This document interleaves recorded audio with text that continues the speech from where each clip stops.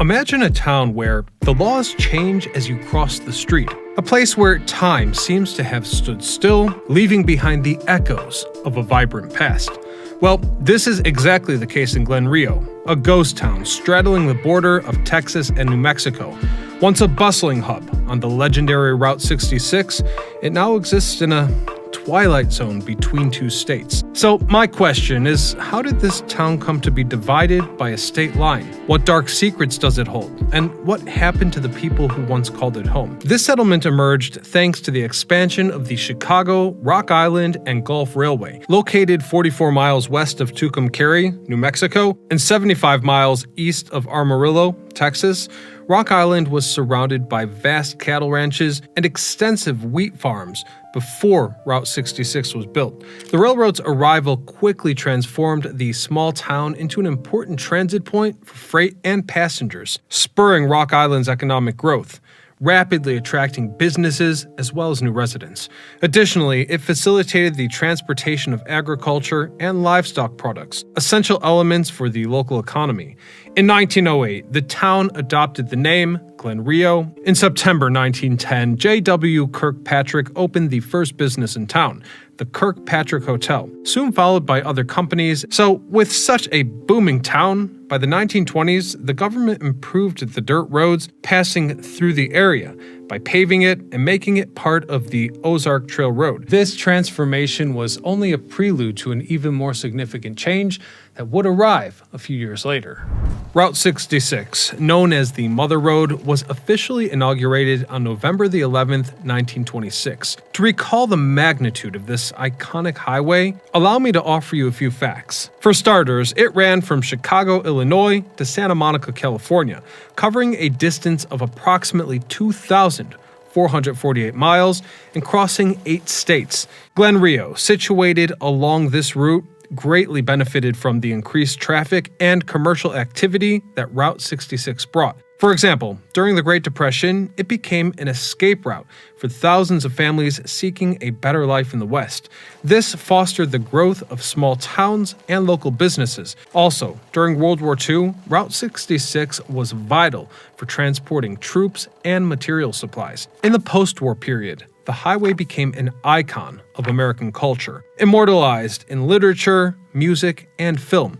Additionally, the rise of the automobile in the 1950s and 1960s led millions of Americans to travel Route 66 on their vacations, bringing Glenrio to greatness along with them. So now that we understand how the town came to be, let's have a look at what it was like to live in a town divided by two states, especially when Texas and New Mexico are quite different from one another. Well, this offered a unique and challenging life where laws and regulations could change simply by crossing the street.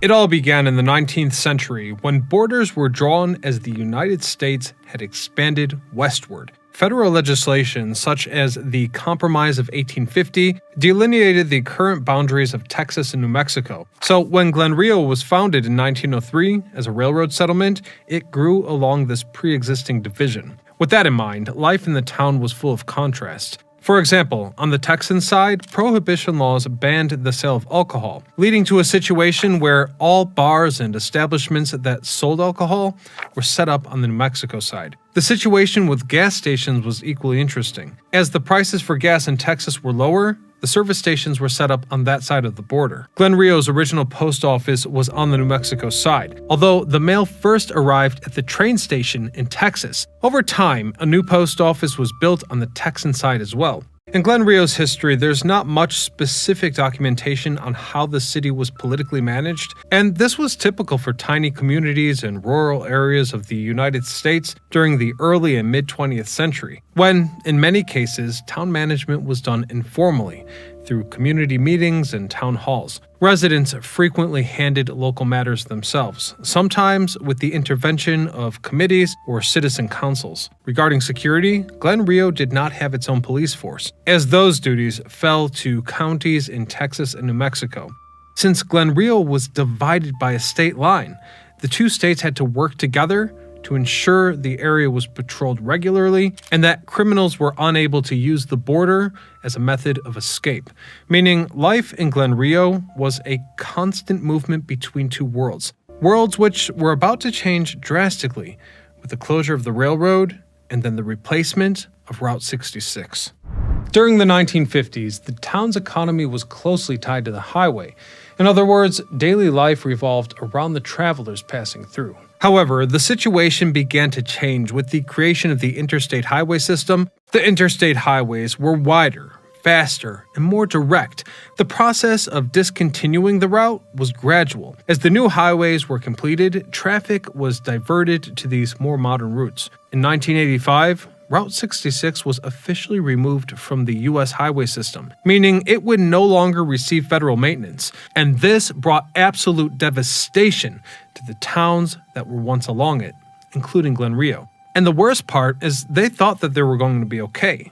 You see, for years, I-40 ended just east of Glenrio in Texas, forcing motorists to continue traveling on Route 66, and this indeed provided a brief income stream for local businesses. The traffic diversion meant fewer customers and less income for the businesses that once thrived here. As businesses closed and employment opportunities disappeared, residents began to leave town for better opportunities elsewhere. This exodus of people further accelerated the town's decline, leaving it almost completely uninhabited. Today, Glenrio has been reduced to just a few buildings, but remains a popular destination for historic Route 66 enthusiasts who visit it as a historic site, with one of the most photographed spots being that Pontiac parked in front of the old Texaco gas station. The remaining buildings are on the north side of the road, heading west. The first building is the 1950 Texaco service station. Despite years of abandonment, it retains the original pumps and entrance door. Apparently, Joseph Joe Brownlee, a Glenrio native, built the station and the adjacent restaurant. His house, a 1930s bungalow, still stands behind the station. And this is where, according to local legend, the last resident of the town still lives. Joseph's daughter, Roxanne. The vacant building next to the Texaco station was the Brownlee Diner, locally known as the Little Juarez Cafe, which closed in 1973. Then, just a few meters ahead are the remains of the Texas Longhorn Motel Cafe and Service Station, built in 1955 by Homer Ershman. This motel was the last chance for travelers heading east on Route 66, as the next town was 44 miles away. The last building before leaving Glenrio is the dilapidated post office. And the history of this building is a little bit weird too. You see, in 1925, John Wesley Ferguson built a small gas station on the plot, and this later served as the area's post office. Behind it is the Angel House, Glenrio's oldest building from 1910, which Ferguson used in the 1930s and 40s to house his staff. The State Line Bar in Glenrio, located on the border between New Mexico and Texas, is now just an abandoned building, but its dark past still attracts curious tourists, since this old establishment, built in 1935, has witnessed tragic and mysterious stories. Thanks for joining us, and hit subscribe. And until next time, I'm Ryan Sokash, signing off.